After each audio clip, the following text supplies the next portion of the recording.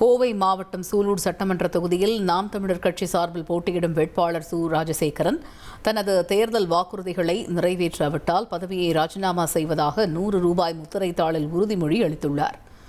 செஞ்சேரிமலை முருகன் கோவில் முன்பாக செஞ்சேரிமலை ஆதீனம் முத்து சிவராமசுவாமி அடிகளாரிடம் இந்த உறுதிமொழி பத்திரத்தை அவர் சமர்ப்பித்தார். நிச்சயிக்கப்பட்ட காலத்திற்குள் இந்த திட்டங்களை செயல்படுத்த தவறினால் தனது சட்டமன்ற உறுப்பினர் பதவியை துறப்பேன் என பத்திரத்தில் கையெழுத்திட்டுள்ள அவர், இது தலைமை ஒருங்கிணைப்பாளர் சீமானின் கொள்கை வழி நின்ற முடிவு என தெரிவித்தார்.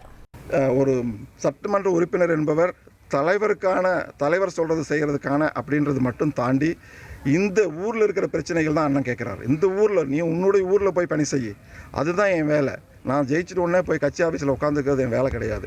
ஆக நாங்கள் மக்களிடம் ஒரு நம்பிக்கையை ஏற்படுத்துவதற்கு நாங்கள் வந்தால் இவற்றையெல்லாம் செய்வோம் என்று உறுதியளித்து அந்த பத்திரத்தை நான் மடாதிபதியிடம் கொடுத்திருக்கிறேன். அது எங்களால் செய்ய இயலவில்லை என்றால் நான் என்னுடைய பதவியை திரும்ப பெற்றுக்கொள்கிறேன் என்பதையும் அங்கே உறுதியளிச்சிருக்கேன்.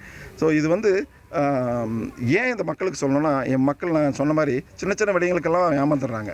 அதிலிருந்து அவங்களை விடுபட்டு நான் உங்களுக்கானவன், நாங்கள் இதை செய்வேன்ற ஒரு புதிய முயற்சியை நாங்கள் இதை எடுத்து செஞ்சுருக்கிறோம். இனி செல்லும் இடமெல்லாம் செய்தி. தந்தி டிவியின் வாட்ஸ்அப் சேனலை ஃபாலோ பண்ணினா செல்லருக்கும் இடமெல்லாம் செய்தி. இதோ QR கோட் இப்பவே ஸ்கேன் பண்ணுங்க, ஃபாலோ பண்ணுங்க.